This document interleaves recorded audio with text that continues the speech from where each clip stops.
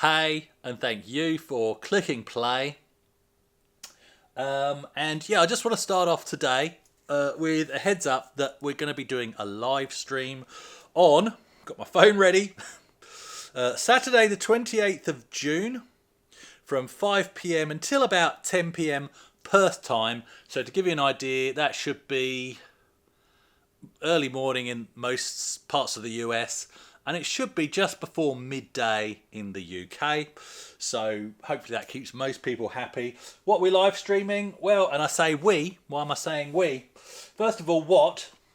It's going to be Sphinx Adventure on the Acorn Electron, right? And all things being well, it will be on my actual Acorn Electron, right? And I'll plug that in because this is composite modded. Not that it would matter because it's black and white anyway because it's a text adventure. But anyway, this is composite modded, so I'll take it into a USB composite input capture device and I'll stream it through OBS on YouTube. So keep an eye on the channel and I'll test it, make sure it all works. And so that's the what, because I never finished this back in the day. Very frustrating game. Apparently, text adventure aficionados don't rate it very highly either. But I love it because of the nostalgia. Even though I never got anywhere, it'd be great to finish this game. So, the who is the we? It's going to be myself, my son Luke, who is into Dungeons and Dragons. He does DMing for a group of people. Likes adventure games. I don't think has ever played a text adventure.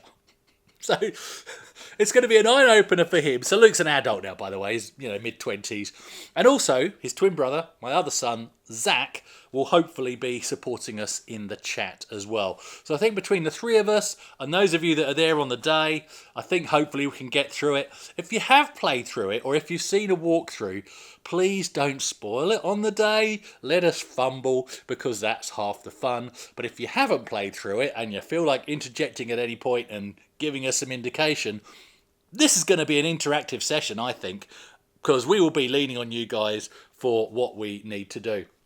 So Saturday, 28th of June, Sphinx Adventure on the Acorn Electron. Be ready. We're not. Right, let's get that out of the way so that I can quickly show you some pickups as well. Oh, and before that, quick bit of overlay. We recently had the Perth.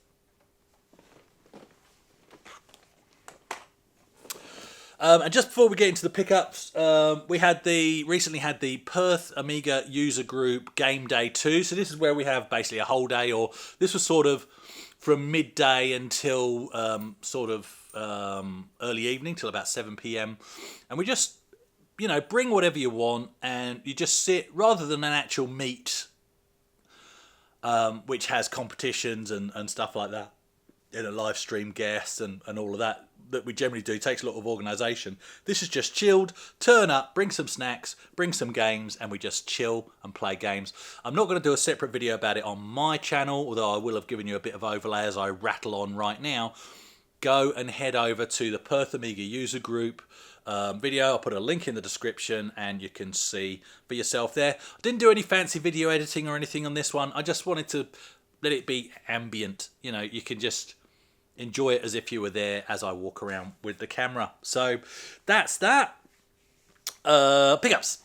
Right, so there are games. There are games, but there are also DVDs. So this week I'm going to start with the DVDs. Local church charity shop, funnily enough, and they had, so these were all about, these ones were $2 each. iRobot, not had that before. Quite like the movie. Starsky and Hutch. Yes, I know it's a remake, but it's a comedy, and Ben Stiller and Owen Wilson. Fantastic. I just love their style of comedy, so I don't mind that one at all. And also they had there, among the DVDs for $2, Call of Duty for the PC. Call of Duty 2, in fact. So I thought that was a bit of a steal. Special edition. So there you go. And then by the door, at this particular charity shop, they have a box of free stuff. And I checked with them. I said, look, so everything in that box by the door is free? And she said, yeah, that's all free. Take whatever you like. I asked this question as I was paying for those. And I asked the question because in the box, there's a sealed copy of Fight Club on DVD. So I couldn't leave that there. I wasn't greedy. There were lots of other movies and stuff that I could have picked up. I only picked up the one, Fight Club. What a steal. Cost me absolutely nothing. Right, today, just popped up the road. And in another charity shop, Call of Duty Ghosts. Never played that before. I like the earlier Call of Duties. It's all turned into a bit Fortnite now, hasn't it? Call of Duty franchise. Bit of a shame. So that should be good. Call of Duty Ghosts. Assassin's Creed 3. I've never played Assassin's Creed 3. But again, I mean, these were $3 each. So why wouldn't you? And the one that really drew my attention to the shelf, Assassin's Creed Black Flag. Now, I played this on the PS3. I don't have a PS3 right now, so nothing wrong with getting the Xbox 360 version. When you're talking Xbox 360 versus PS3, they're pretty much the same. And it's actually Black Flag. I love the ship-to-ship stuff in Black Flag. The other two, really, I wouldn't call them shelf filler. I will have a play with both of those, but I just think PS3 and Xbox 360... they are tomorrow's sellables, if that makes sense. I'm not buying them to flip them, but let's face it, I've spent a lot of money on like my Amiga collection, some of the Atari stuff, all of that, and I think the stuff that is dirt cheap now, you might as well pick it up because you will recoup a little bit. I'm being brutally honest here. In the future, as these things hit 30 to 35 years old.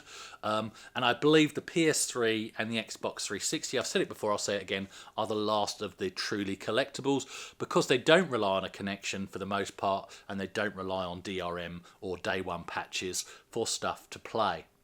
Generally, that's true of those two platforms. Once you get into PS4 and Xbox One or whatever it was frigging called, that no longer holds true. So, what else did I get? Got to put my finger over the label they put on it because it does have my phone number on it.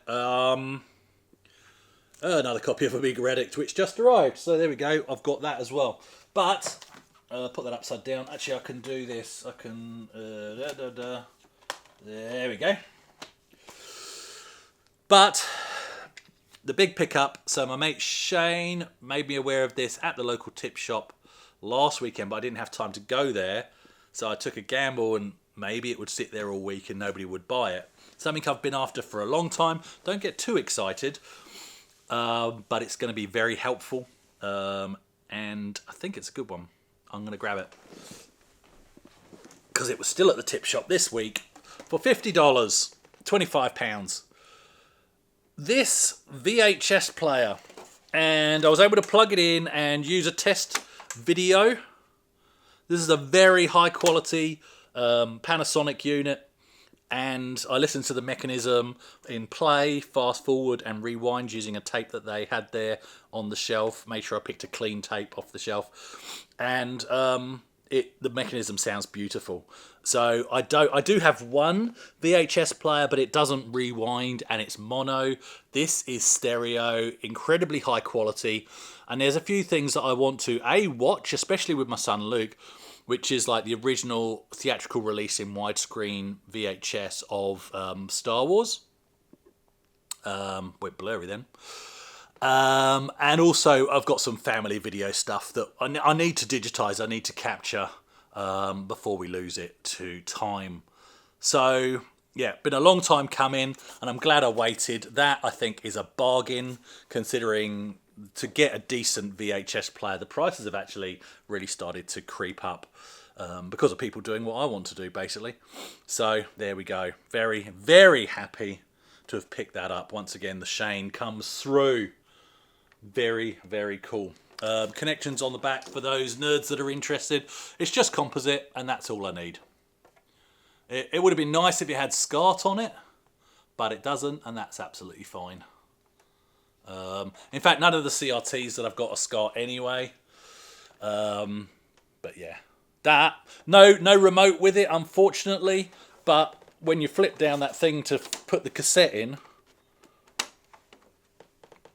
you got all the controls on the panel there, so that's absolutely fine. Here we go. I think that's a bargain. That's about it. Yeah, so 28th of June. What's coming up before then? Oh, I will be going to a model railway exhibition. That'll be the first model railway exhibition I've been to in about 40 years. Last time I went to one was with my mate Steve. Hi Steve, he watches down in Brighton on the south coast of England. Yeah, I better leave my wallet at home. It might get expensive. I think the wife's coming to that as well, so it should be nice, should be interesting, I think. So I'll take some footage. For those of you that are into trains or just the nostalgia of that kind of event, yeah, I'll do a separate ambient walk around video of some of that for you as well when the time comes. So that's, yeah, the week before the live stream. See you on the live stream. I'm going to stop rabbiting on. Thanks for watching.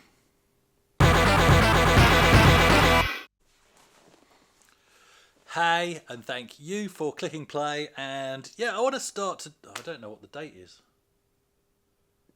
Hang on. Not the date today, although I don't know what that is either.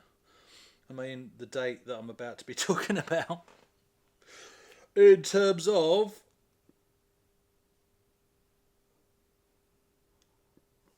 the live stream that I'm going to do.